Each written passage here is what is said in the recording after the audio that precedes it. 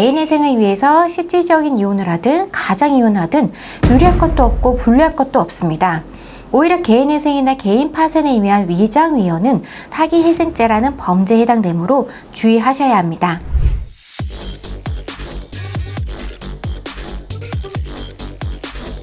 안녕하세요. 회생파산 전문변호사 장현정입니다. 채무로 인해 개인회생을 고민 중이신 분들이 종종 문의하시는 것이 배우자와 이혼하고 개인회생을 진행하는 것이 도움이 되는지, 개인회생을 위해서 가장이혼을 해도 되는지인데요.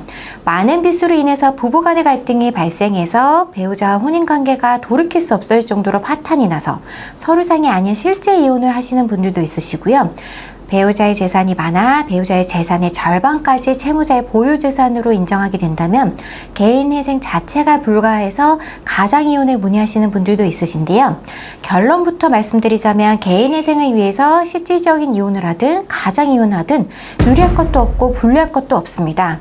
오히려 개인회생이나 개인 파산에 의한 위장위헌은 채무자 회생법에 의한 사기회생죄라는 범죄에 해당할 수 있으므로 주의를 하셔야 합니다. 사실 가장이혼, 위장이혼을 문의하시는 분들의 대부분은 배우자와 사이가 좋음에도 불구하고 채무자 본인 때문에 발생한 많은 빚으로 인해서 고생할 배우자와 자녀를 생각하는 마음에서 가지고 있는 재산을 배우자에게 넘긴 후에 개인회생이나 개인 파산을 받기 위해서 배우자와의 위장이혼을 고민하시게 되는 건데요.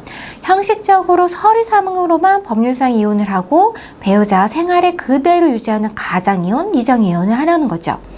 그런데 개인회생에서는 청산가치 보장의 원칙이 적용되어서 채무자 재산의 100%와 배우자 재산의 50%를 반영을 해야 하는데, 이혼을 하게 되면 채무자 본인의 재산을 배우자에게 50% 넘겨주고 배우자의 재산을 받지 않게 되면 재산이 50%가량 줄어들기 때문에 청산가치가 줄어드는 것은 맞습니다.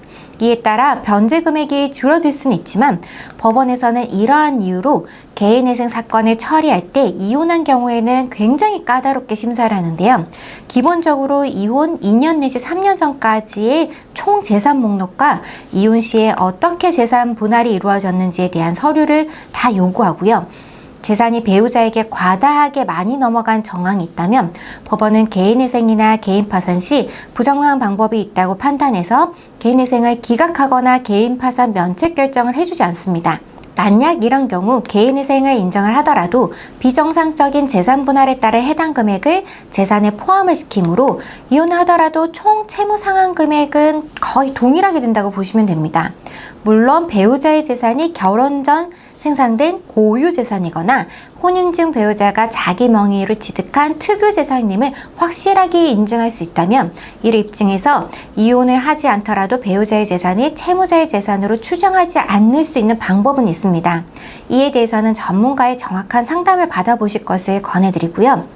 만약 법원이 가장이혼, 위장이혼임을 확인하지 못하고 개인회생이 개시되었거나 개인 파산 면책이 결정되었다 하더라도 그 이후에 재산을 은닉하는 등 부정적인 방법으로 개인회생, 개인 파산 절차가 결정된 것이 확인될 경우에는 사기회생죄에 해당될 수 있습니다. 채무자 회생 및 파산에 관한 법률 제643조 제3항에 따라 사기회생죄에 해당하여 5년 이하의 징역 또는 5천만 원 이하의 벌금에 처해질 수 있습니다. 개인회생이나 개인 파산을 위한 가장이혼, 위장이혼은 이처럼 사기회생죄라는 범죄에 해당되므로 주의하셔야 합니다.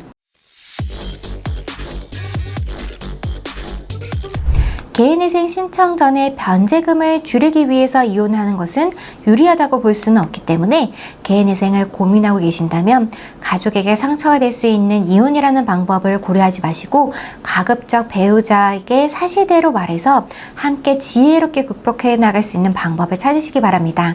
그리고 법률 상담도 받아보실 것을 꼭 권해드립니다. 지금까지 장현정TV의 장현정 변호사였습니다. 감사합니다.